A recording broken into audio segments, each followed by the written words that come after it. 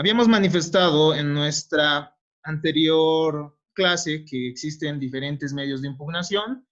Dentro de los medios de impugnación nosotros tenemos tachas, tenemos recursos de nulidad, estos que se denominan remedios, ¿no? Pero hay otros que se llaman y se denominan recursos.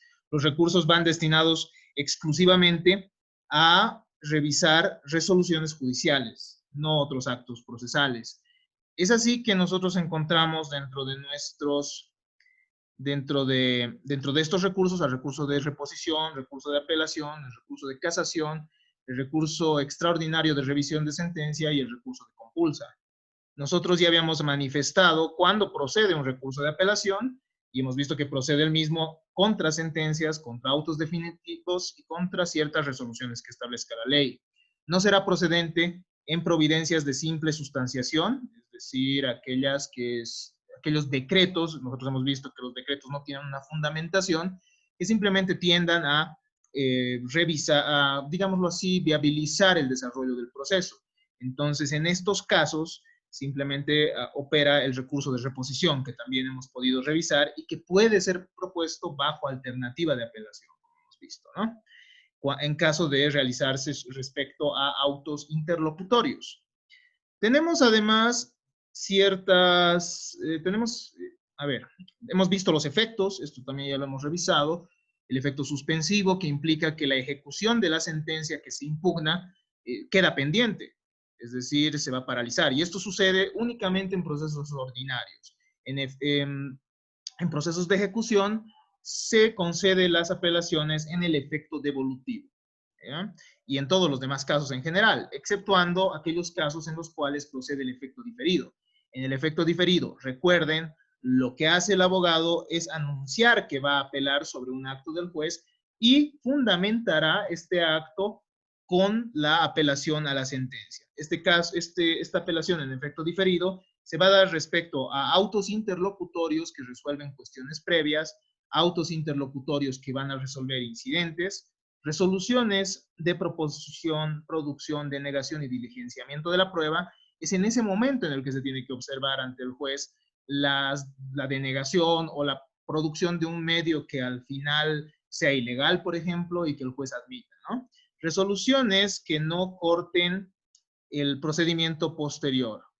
Y nos encontrábamos en este punto, en el procedimiento que se sigue en apelación, ¿no? La apelación de sentencias y autos definitivos se va a interponer dentro del plazo de 10 días desde la notificación de la sentencia. Una vez interpuesto el recurso de apelación, la otra parte tiene otros 10 días para adherirse o para fundamentar sus agravios. Si es que puede también, de otra manera, puede también suscitarse que esta parte propugne, ¿no? Mediante un escrito dentro de los 10 días y decir por qué motivo los argumentos de la apelación resultan siendo inviables. Esto no está prohibido, entonces puede suceder. Una vez que se ha contestado, se procede por el juez a emitir un auto de concesión, es decir, un documento en el que el juez establece que se concede el recurso de apelación ante el superior jerárquico, debiéndose remitir los antecedentes ante el mismo, ¿no? En caso de la apelación de sentencias y autos definitivos en el proceso ordinario, lo que va a suceder es que se va a remitir el expediente en general, no todo el expediente ante el superior jerárquico. Pero en caso de apelación de autos interlocutorios es diferente, ¿no? Una vez emitido el auto interlocutorio, es decir, una resolución que tiende a viabilizar el proceso y que tiene cierta motivación, la parte tiene 3 días para la interposición desde la notificación con la resolución. La otra parte tiene 3 días también para poder contestar y finalmente se emite un auto de concesión. Ese es el trámite en primera instancia ante el mismo juez ante el que se interpone el recurso. Es decir, el recurso de apelación no se va a plantear ante el superior jerárquico directamente. Uno dirige el recurso de apelación hacia los vocales, ¿no? Es decir, se pide a los vocales que una vez revisado el recurso de apelación se proceda a revocar el mismo, a modificar su contenido, etc. Pero la interposición, es decir, de la apelación, se va a realizar ante el mismo juez que ha emitido la resolución que se va a apelar, ¿ya? Si el juez décimo de público en materia civil ha emitido una resolución, una sentencia, se va a plantear la apelación ante el mismo juez, pero este juez va a remitir los antecedentes ante el tribunal, ante el superior jerárquico, ¿no? Ante la sala civil, y una vez que la sala civil tenga conocimiento de esta apelación, recién los memoriales pueden ir dirigidos ante la sala civil del Tribunal Departamental de Justicia. Esto a considerarse, ¿no? Este es el primer momento. Entonces, puede suceder, puede solicitarse ante la autoridad, ante el superior jerárquico, que se diligencie pruebas, aspecto que es inconcebible, por ejemplo, en materia penal, en la cual el juicio oral es la única instancia de debate respecto de las pruebas. En materia civil sí puede solicitarse que se diligencien pruebas en segunda instancia. ¿Cuándo? Cuando las partes así lo acuerden, o sea, lo pidan, cuando las pruebas no han sido diligenciadas por causas no imputables a las partes, es decir, las partes han ofrecido las pruebas, se ha ordenado, pero no se ha producido las mismas. Entonces se puede solicitar al tribunal departamental, es decir, a la sala civil, que también diligencie la prueba, que no se ha podido diligenciar en su momento. Cuando trate sobre hechos posteriores a la sentencia, si han habido hechos posteriores a las sentencias que deban considerarse aspectos de hecho trascendentes respecto al objeto de la litis, entonces deberá solicitarse también, ¿no? Por la parte que resulte agraviada este recurso. Cuando se trate de desvirtuar un documento que no se pudo presentar en primera instancia, sucede muchas veces que en primera instancia no se ha podido desvirtuar. Nosotros hemos visto que hay un momento, ¿no?, para desvirtuar los documentos. Sin embargo, no se ha podido hacerlo en primera instancia, ¿no? Porque no se ha presentado algún documento que desvirtúe otro. Entonces, será el momento para presentarlo el de la segunda instancia. ¿Cuál es el procedimiento que se sigue en la segunda instancia? En segunda instancia, en primer lugar, en los procesos ordinarios existe un efecto suspensivo. Obviamente en otros procesos no es así, se va a dar un efecto devolutivo y hemos visto qué implica. El proceso se sigue llevando mientras el tribunal, el superior jerárquico, también conoce la apelación, ¿no? Se va a dar un decreto de erradicatoria, en el cual se va a establecer que efectivamente el tribunal ya tiene conocimiento del recurso de apelación. Posteriormente, esto en el efecto devolutivo, ¿no? Cuando se dan apelaciones en el efecto devolutivo. Entonces, el tribunal departamental emite un auto de erradicatoria. Una vez emite el auto de erradicatoria, se señala audiencia para que dentro del plazo de 15 días, para diligenciar la prueba, o también el tribunal departamental puede ejercer el mejor proveer que ya hemos visto, ¿no? Es decir, puede diligenciar las pruebas que considere pertinentes para resolver la apelación. Entonces, después de realizada la audiencia, tiene 20 días más para emitir el auto de vista.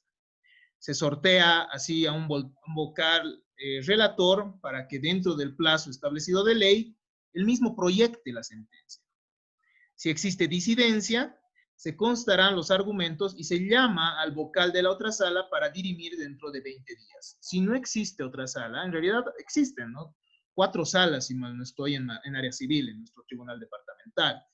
Entonces se llama al de si era la sala primera, al de la segunda. Si es que solo existe una sala, por ejemplo, podría suceder en otro tribunal departamental, se llama al vocal de la sala social, y en caso de estar imposibilitados los vocales de la sala social, al vocal de la sala penal.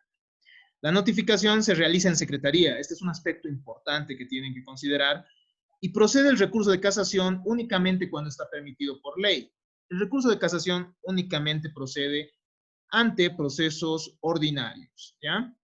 El efecto, a ver, ¿por qué es importante esto de la notificación en secretaría? Porque corren 10 días para plantear un recurso de apelación en el proceso ordinario.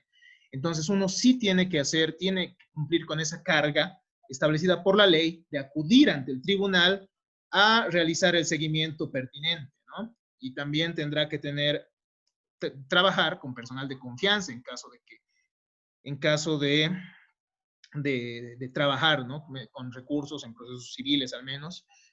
¿Y por qué? Porque muchas veces sucede que el procurador simplemente va a decirte, bueno, está en despacho, y al final resulta que ya te han notificado y nunca fue a verlo, ¿no?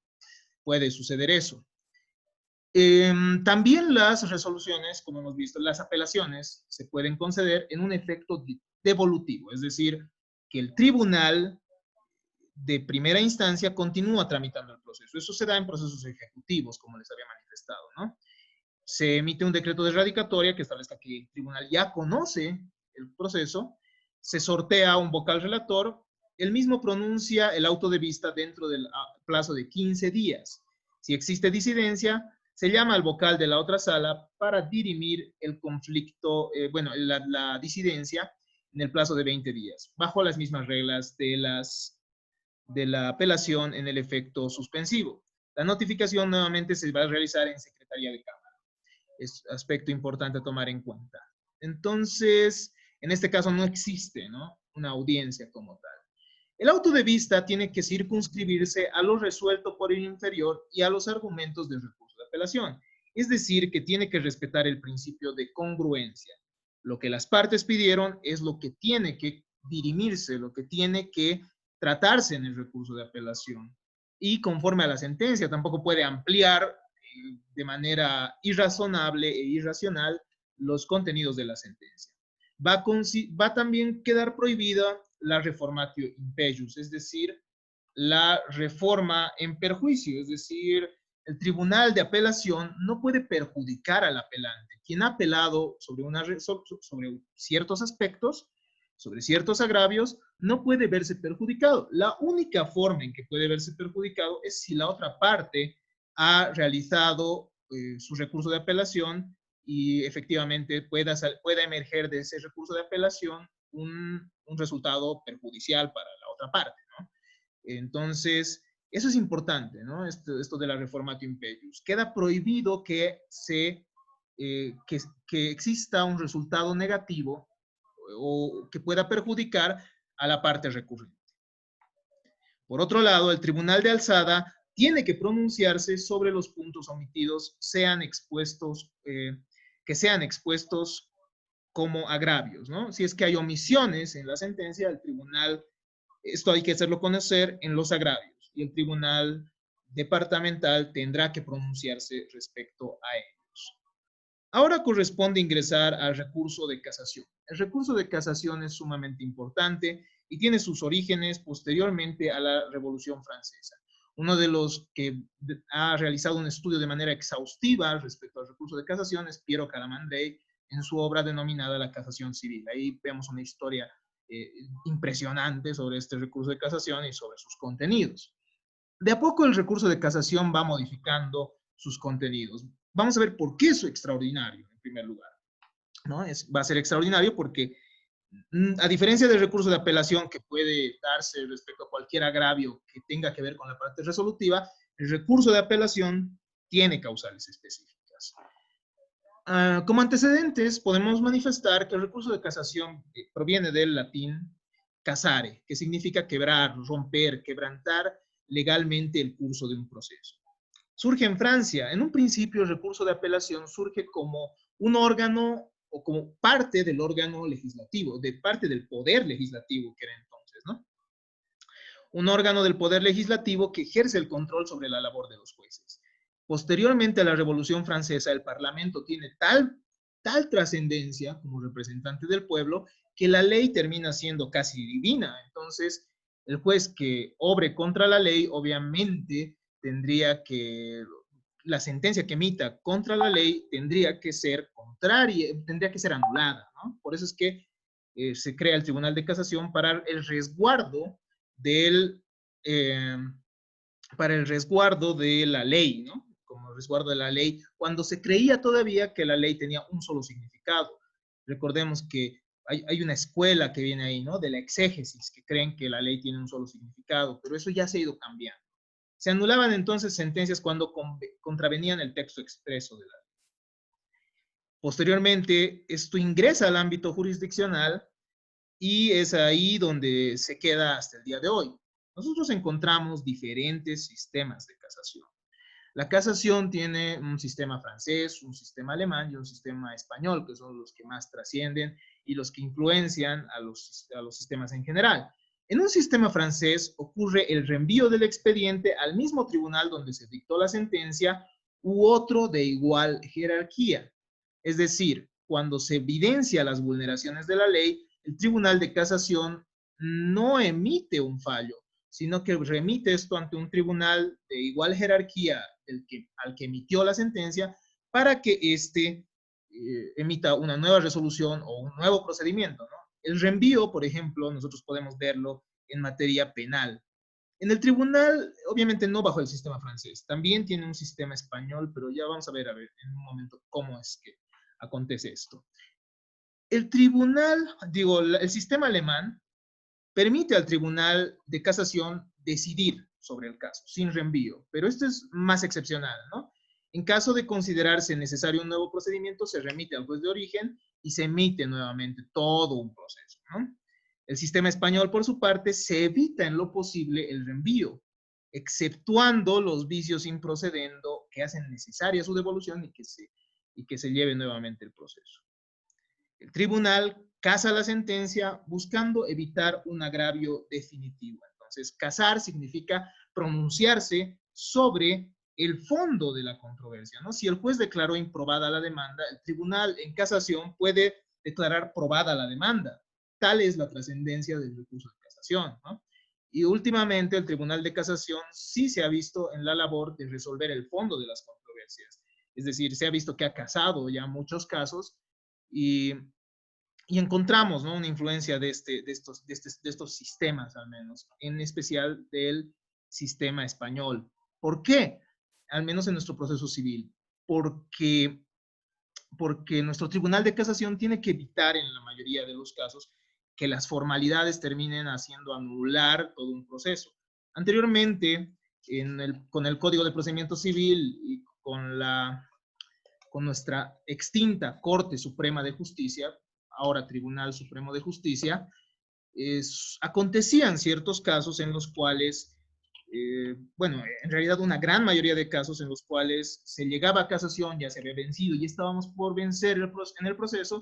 Sin embargo, el Tribunal de Casación terminaba estableciendo nulidad de obrados hasta el vicio más antiguo. Usualmente esto sucedía hasta la interposición de la demanda, y esto, imagínense, ha generado procesos de hasta 50 años, 60 años. Entonces, esto termina siendo, claro está, perjudicial a los intereses de los litigantes que al final buscan se solucione la controversia.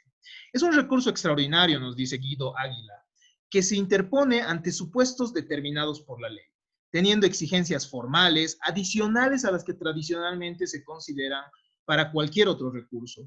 A través de él se pretende la revisión de autos y sentencias expedidas en revisión por las salas civiles superiores. Es un medio impugnatorio que tiene un efecto revocatorio, pero también rescisorio, dependiendo de la causal que lo motiva. Se puede afirmar por ello, nos dice Monroy, que tiene una naturaleza mixta, es decir, por un lado anula y por otro lado revoca y puede pronunciarse sobre el fallo. Eso es algo que debemos tomar en cuenta, ¿no? Tiene una naturaleza mixta, entonces, el recurso de casación. El recurso de casación va a proceder contra autos de vista y en los casos expresamente previstos por ley. ¿En qué casos procede el recurso de casación? Va a proceder, reitero, contra autos de vista, dictados en proceso ordinario y en los demás casos establecidos por la ley. No procede en procesos ordinarios derivados de resoluciones que emanan en un proceso extraordinario. El proceso extraordinario únicamente admite la apelación, pero no así la casación. Entonces, se evidencia mediante el recurso extraordinario de casación que el proceso ordinario nos permite mayor amplitud de actos procesales, ¿no? ¿Cuáles son las causales del recurso de casación? Las causales del recurso de casación va a proceder ante los siguientes supuestos. En primer lugar, ante la violación de la ley, es decir, cuando se aplica a un hecho cuando no se aplica a un hecho la regla que le corresponde, pero bajo dos sentidos, ¿no? Puede ser en un sentido positivo, vulnerando el alcance del precepto, es decir, contrariando lo que dice un precepto jurídico, o puede ser en un efecto negativo, desconociendo o inaplicando una determinada norma que debe ser aplicada en el caso concreto. De esa manera se viola la ley, contrariándola o no aplicándola en el caso concreto. Por otro lado, tenemos la interpretación errónea de la ley. Yo les he pasado y tenemos en nuestra plataforma autos supremos que nos aclaran la diferencia entre estos tres, ¿no? Violación de la ley es diferente a la interpretación de la ley y diferente a la aplicación indebida de la ley. Interpretación errónea de la ley va a implicar otorgar alcances diferentes a la ley, a lo que la ley implica, pese a aplicar la norma correcta. Es decir, aplica la norma correcta, pero se equivoca en la interpretación. Entonces existe un error en la premisa mayor del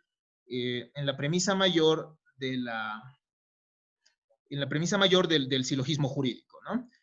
La aplicación indebida de la ley es un error injudicando. No existe error en el entendimiento de la ley. La ley está bien interpretada. Sin embargo, se le aplica a un supuesto de hecho que no materializa la norma.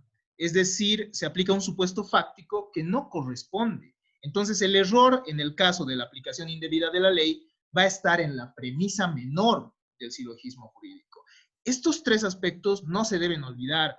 Esto es técnica recursiva. Si uno no conoce esto, sencillamente va a salir improcedente el recurso de casación, ¿no?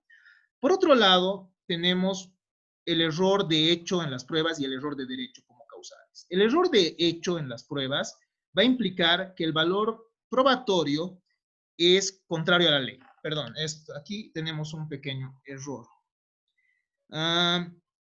El primero de estos es el error de hecho. Y el segundo es un error de derecho. ¿A qué nos referimos con esto? Y lo voy a arreglar y se los voy a pasar este material, ¿ya? El error de hecho, ya. El error de hecho en las pruebas va a implicar una equivocación en la materialidad de la prueba. Es decir, que se considera por el tribunal una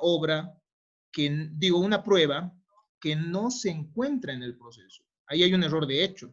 O un hecho se lo valora de tal modo que no saca, una prueba se la valora de tal modo que racionalmente no puede implicar una consecuencia atribuida por los jueces.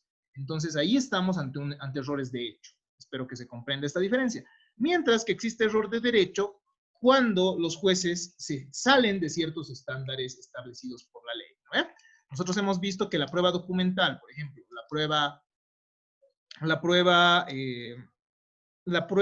el documento público termina siendo válido en sus contenidos a menos que se demuestre lo contrario. ¿Qué sucede si el juez, pese a que hay una escritura pública, decide no darle ningún valor, pese a que no se han presentado pruebas en contrario? Entonces estaría en un error de derecho, porque la ley establece esta presunción, ¿verdad? Entonces, estas son las 5 causales de casación que no deben olvidar. Y el recurso de casación se va a plantear entonces dentro del plazo de 10 días de haberse presentado el recurso de haberse emitido el auto de vista, ¿no? Y de haberse notificado el mismo a la parte que se considere agraviada. Se notifica entonces con el auto de vista en el plazo de 10 días para su interposición ante el mismo tribunal que emitió el fallo, es decir, se plantea el recurso de casación contra los vocales del tribunal departamental para que ellos posteriormente remitan el recurso ante el Tribunal Supremo de Justicia. El agraviado se encuentra legitimado, entonces, para interponer. Él es el legitimado. Se aplica el principio per saltum. Eso es sumamente importante. No se puede invocar agravios ante el Tribunal de Casación que no hayan sido invocados en el recurso de apelación también. ¿Entienden? Tiene que haberse realizado el reclamo respecto a los agravios en apelación para que sean considerados también en casación. Eso es algo sumamente importante. exceptuando, claro, el caso en el cual el tribunal de alzada emita nuevos argumentos que no se hayan podido revisar antes, ¿no? Entonces, en ese caso sí se podrá apelar el auto de vista respecto a algunos aspectos aparte de los que no se ha observado en su momento, ¿no? Se suspende entonces el cumplimiento de la sentencia en el proceso ordinario, que es el que reconoce el recurso de casación. En caso de ser improcedente, se tiene por ejecutoriada la sentencia. Es improcedente entonces cuando no va a cumplir con todos estos aspectos, no va a proceder contra autos de vista. No va a ser procedente en caso de no haberse presentado dentro del plazo, en caso de no respetar la técnica recursiva, por ejemplo, plantear aspectos que no corresponden plantearse en recurso de casación. Recibidos los obrados por el Tribunal Supremo, se analiza la procedencia en el plazo de 10 días. Si se concede, entonces se emite un auto de concesión y se tienen 15 días para proveer el importe de los gastos bajo pena de caducidad. Esto es antes, ¿no? Una vez que se plantea el recurso de apelación, digo, de casación, se tiene 15 días para realizar los gastos para el envío hasta Sucre. La parte adversa puede responder en el plazo de 10 días, ¿no? Una vez que se da este trámite en la sala civil del Tribunal Departamental. En caso de admitirse, se remite dentro de las 48 horas para el sorteo del magistrado relator. Aquí hay un salto, por si acaso.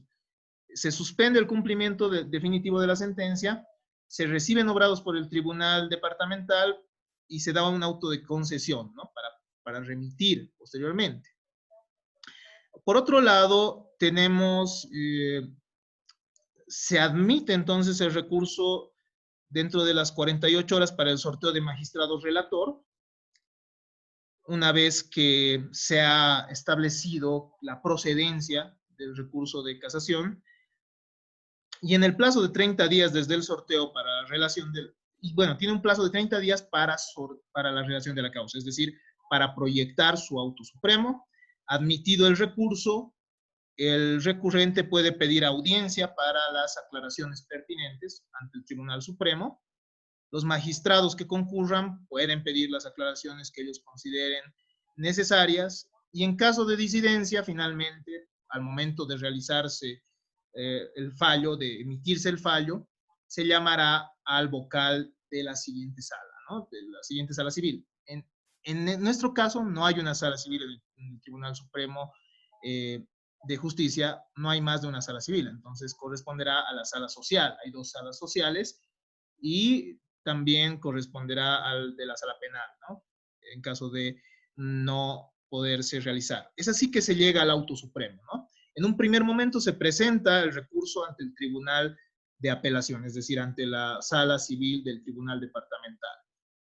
Una vez realizado esto, lo que va a suceder es que se va a emitir un auto de concesión. Dentro de 15 días se tiene que pagar un importe para que esto se remita a Sucre. Se tiene 10 días por el Tribunal Supremo para que el mismo establezca si procede la causa, es decir, si es improcedente, se ejecutoria. Una vez que se declara procedente, una vez que se declara procedente, se remite dentro del plazo de 48 horas, donde se va a remitir un magistrado relator, el que va a proyectar, dentro del plazo de 30 días desde que se le ha sorteado la causa. Una vez,